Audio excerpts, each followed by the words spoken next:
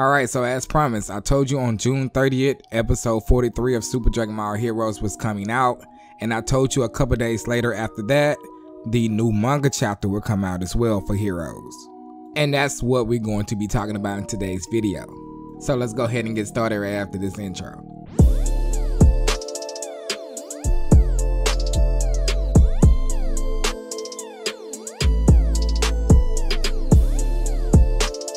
Today's video comment shout out go to Lush for saying your content is really awesome, keep it up. Then he asked the question, what's the name of the song when the video starts? Thank you very much. As of right now, at the time of me recording this, I really don't know. What I will do, I will go ahead and find out what it is and reply to your comment with the name.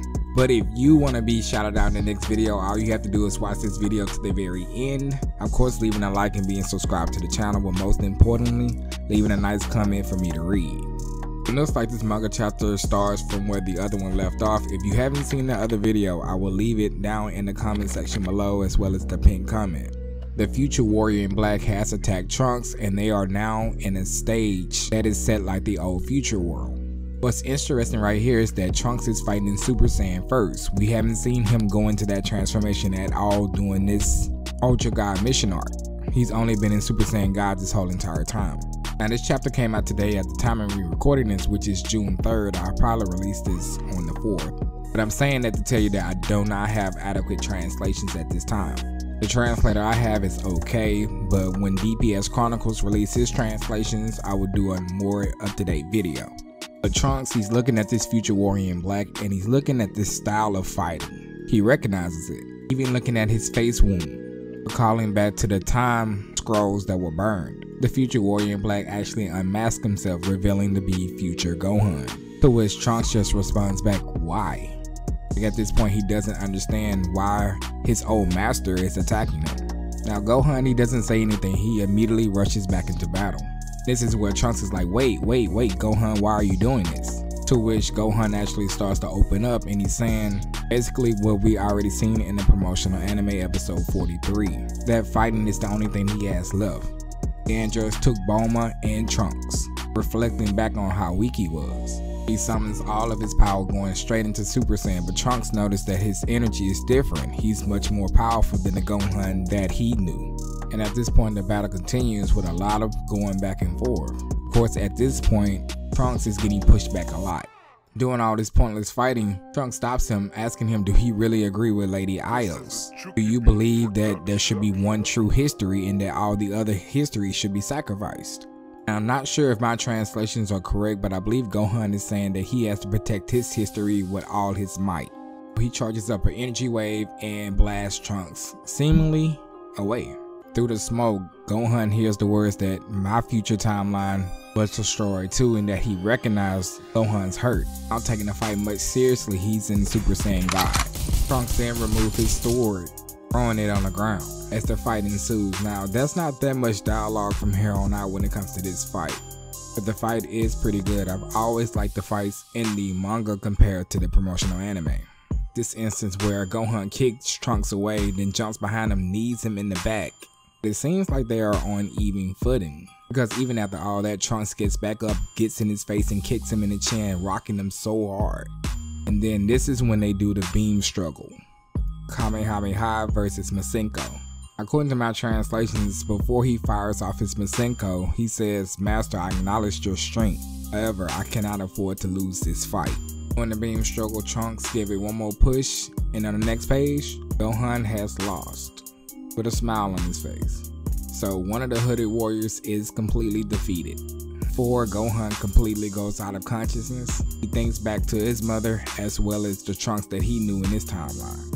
Trunks picks his sword back up, latching it back on his waist, and himself that he made a promise to protect all history.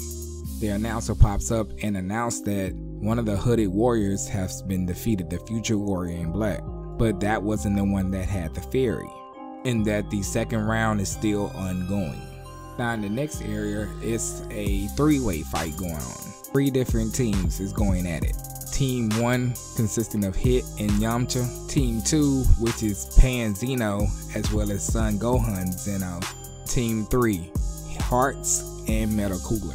Now, if you already seen my previous videos or even the episode that just came out, you would know that Vegeta and Hit was there. We've seen some other side characters too, but we did not see Hearts. We did not see Metacooler there compared to the promotional anime.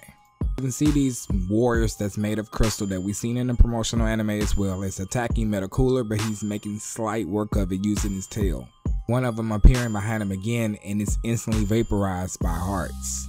There is some hostility there. Back in the Universe Conflict arc, they were fighting. In the promotional anime, he was the one that beat up Lagss pretty bad.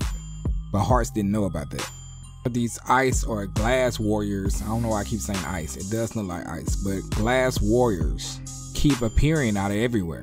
As Pan began to scream out with Gohan running to her saying that she has to help him. It shows somebody covered in glass to bring out the translator to find out that it was Hit. Hit is already down, should I say incapacitated, because you got to remember in this area it's only Hit and Yamcha there from Team 1. Promotional anime that we seen, it was Hit and Vegeta. It's very easy to get confused. Hearts looking at all this, he remembers or he recognizes this craftsmanship. He begins to say, who is it? As he looks up at the hooded warrior, he recognizes that it is a woman because he says she is, leaving a cliffhanger at that as it shows us this black coated female warrior. Of course, in the promotional anime, she already took off her coat. We know what she looked like. We've seen cars before we even got this episode, so we know what she looks like.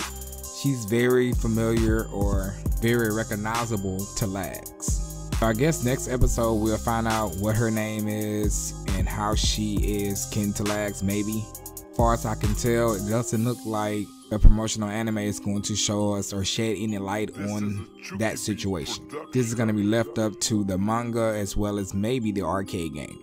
That is the end for this particular manga chapter. Let me know what you think in the comment section below. Don't forget to leave a like, be subscribed, and turn on those post notifications. That way you can be reminded every time I upload a new video. And I'll see you guys in the next one.